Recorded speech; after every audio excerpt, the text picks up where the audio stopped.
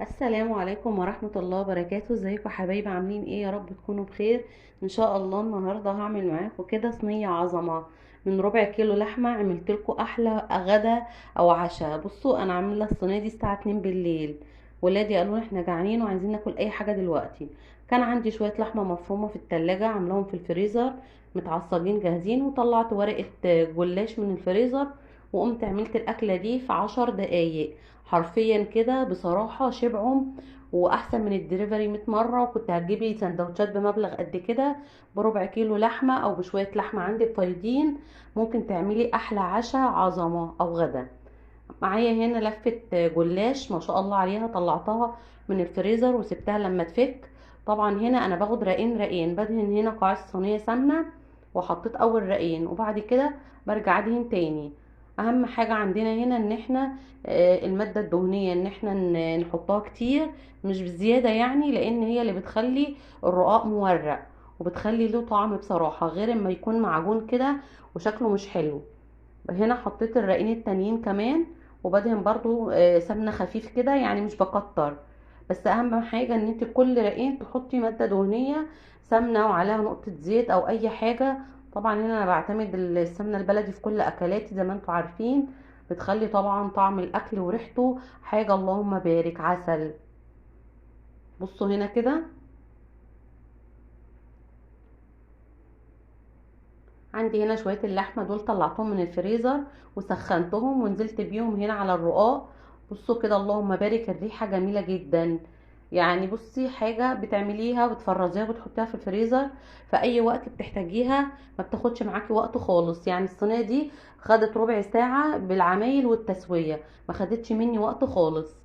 وبصراحة يعني كانت احلى عشوة الساعة 2 بالليل، انتوا متخيلين؟ حطيت هنا بقى كده بعد ما فردت اللحمة، حطيت هنا كمان رقين من الجلاش ودهنت هنا برضو كده سمنة.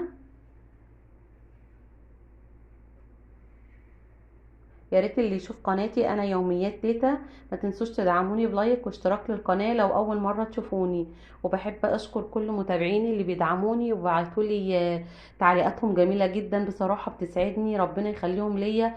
وان شاء الله قناتي هتكبر بيهم دايما بامر الله، وربنا يسعد قلبهم يا رب. بصوا هنا كده معايا بقى هنا كده اخر اتنين. بحطه بفردها بقى بدل ما بعملها لبره بفردها لجوه، علشان كده هقفل بقى وش الصينيه فبتني الاحراف دي لجوه زي ما انتوا شايفين كده. خلاص كده خلصت معايا اللهم بارك عسل. هبدأ بقى ان انا اقطعها، مش هحط على وشها دلوقتي اي حاجه غير لما اقطعها، عشان لو حطيت اي ماده دهنيه مش هعرف ان انا اتعامل مع الورق، يفضل يلزق في ايديا. فبقطعها الاول كده ووشها ناشف. هعملها هنا مربعات صغيره.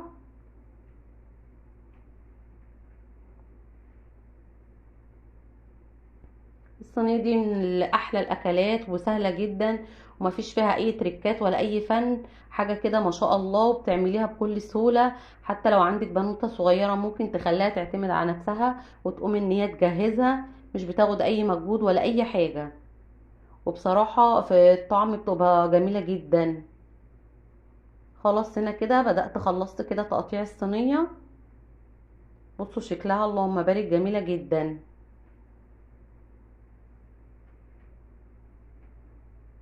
هبدأ بقى هنا ادهن وش الصينية كده معلقتين سمنة كمان، دول اخر حاجة كانوا فاضلين معايا. وعندي هنا هجهز بيضاية، بيضة واحدة هحاول ان انا اعملها بالمضرب السلك كده عادي، واحط عليها شعر فلفل اسمر وهنزل بيها على وش الصينية. هتقولوا لي بتعمل زفارة، هتقولي حاجة، لا طبعا. عندك بضاية بلدي، عندك اي بضاية بتمشي حالك خالص، بتدي بصراحة لون جميل جدا وبتدي طعم جميل قوي للجلاش. نزلت هنا كده بالبيضة على وش الصينية. وعندي هنا كوبايتين لبن. الله اكبر، بتحط الصينية دي في الفرن حرفيا الريحة بتجيب اخر البيت، وبتلاقيها ارتفعت كده كأنها حاجة عندك، وتلاقيها هشة وجميلة. بحطها على درجة حرارة 180 لمدة 10 دقايق. بصوا هنا ده يا جماعة الابيض اللي على وش الصينية ده القشطة بتاعت اللبن. اللهم بارك، الريحة مش قادرة اوصف لكم. الله اكبر عليها جميلة جدا. بصراحة عيالي بقى يقولوا لي خلاص جوعتينا بسرعة طلعيها، عايز ناكل، طعمها جميل جدا. بصوا هنا اللهم بارك التحمير بتاعها عامل ازاي، وحرفيا كده مقرمشه وجوسي كده من جوه. حاجه كده اختراع بصراحه. جربوها تعجبكم جدا. وبحاجات موفره يعني ربع كيلو لحمه واقل كمان. وورقه جلاش واحده. حاجه مش مكلفه وعلى قد الايد، وهتعمل لك احلى عشاء. ما تنسوش بقى تدعموني بلايك واشتراك للقناه لو اول مره تشوفوني. وان شاء الله اشوفكم على خير في الفيديو الجاي. والسلام عليكم ورحمه الله وبركاته. حبايب قلبي.